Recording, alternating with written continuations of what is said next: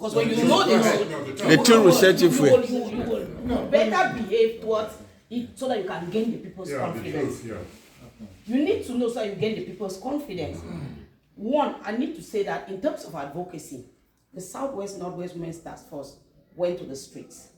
They went to Yaoundé to do press conferences. They have been to the Prime Minister's office more than 2 times. We have visited DDR. We confronted the Prime Minister when he came to Bamenda. That was the day he announced that there would be a national dialogue. We were not regularly invited to the national dialogue, but we stole ourselves into the halls, all the 7 halls, and we came out with the first report. The genuine national dialogue report is what the Southwest Northwest Women put out. We sent a delegation to the US. She was one of them. When schools were not going, they came and negotiated with the main persons here in the US before the language changed from no school to we cannot guarantee your safety. That at least moved the children who have the guts to go to school, and that is why a few schools are going down. Fast forward, I am standing here today because I came here to speak to the United Nations. I have spoken to 3 important departments at the UN, inside the UN, and I personally met in a conference like this with 8 members of the UN Security Council. And in December, they call it Meet the Parties. So they'll be meeting different people to come and speak the truth. I gave them the truth about what is happening on the ground.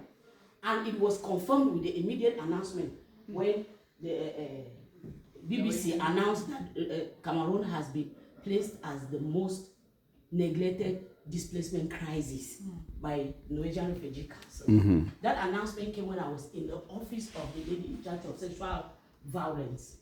I was in the office of the DPPA. I went to UN Women.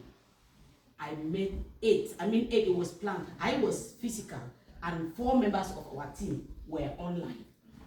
They asked us all types of questions. They asked about whether they know about the total number of the armed fighters. Do they know their locations? What is the government doing? What about the elections? Are you sure that there will be violence or non-violence? I just want to say that sometimes things happen like God has planned them, and we are taking that serious. I didn't know anything about this meeting. It suddenly just came when I started talking with her that I was coming here for that, because I knew she's also like a mentor. She was with also, we planned together. I want to tell you that the impression that everybody has at home is that all the people in the diaspora are the ones giving instructions that they kill them, they loot, they kidnap, and they do all those things. I'm happy to go back and tell them that I met a new kind of group. That there are other people that are ready, that SNOT can happily work with. We have always said we are the third narrative because we stand in the middle.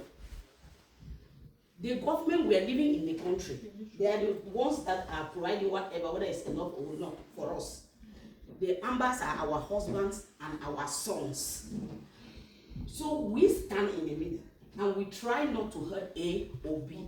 But unfortunately, both sides have always accused us.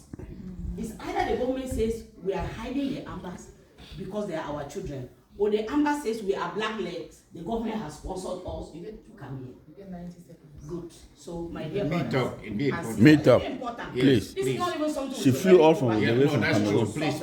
I like the. So I just want to say the background is that what people are trying to do here honestly aligns with what I came to do at the UN.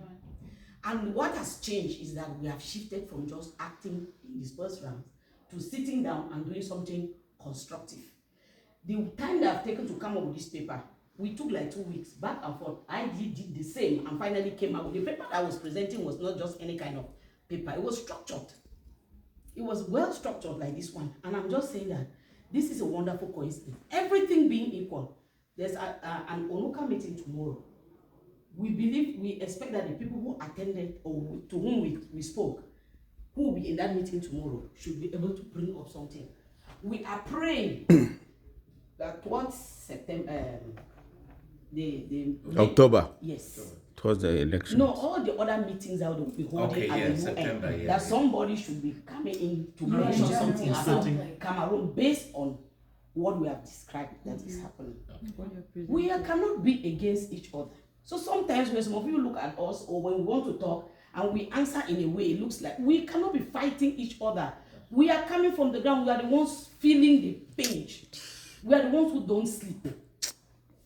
I don't enjoy the fact that I'm struggling all the time to come. Sometimes they'll be asking me here to give statistics and I'm like, will I be safe if I give these statistics? Some of you just talk. I don't even know who is here. I've had that surprise before when we were in Toronto. They promised us that they were not going to expose pictures. But when we got up to speak, they flipped the camera. And our videos were being circulated everywhere. They promised that they would kill us. It was a group of people. I thought they were gentlemen like you. That's why yesterday when they talked about pictures, when they were already taking pictures, I was already freezing. Oh. Yes, we're not even able to say exactly what is happening because we don't even know who is sitting here to go and say that she came here and she was saying that, saying that. Meanwhile, I'm just trying to describe the true picture on the ground and we get the attention that we need. We need to solve the problem. Be open and understand that what is happening on the ground may not be what you like or what you are asking that they should do, but a lot of things are happening that are just terrible. So I just want people to understand and honestly pray for the people on ground zero and respect the people who have stayed on that land till today. Because they were not there, they would have taken it over since. Yes, if people were not on the ground, what will you be talking about? And the truth is that everybody cannot live. True. Some people cannot even leave their village to come even to Bamenda. So they are in the suffering every day. The ones that are being raped, the women that give birth on the way. The terrible things, if you hear the stories of rape in particular, when they gone, they just come in and they choose you come and they go and come. The stories are so pathetic, but we just sit and we discuss them. Whatever the case, I want to appreciate the fact that there is a good life CDN that is actually thinking of this coalition for dialogue and negotiation, and it has started like it's good that we dialogue amongst ourselves and negotiate amongst ourselves before even going ahead.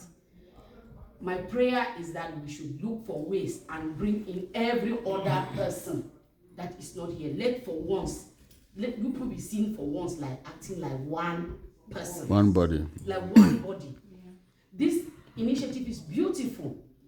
If everyone buys the idea, nobody comes behind with a kickback to start saying that it's because it was this one, would have done this. So let us be open. If you have the opportunity to talk to, whether we like or not, some people became prominent because of this.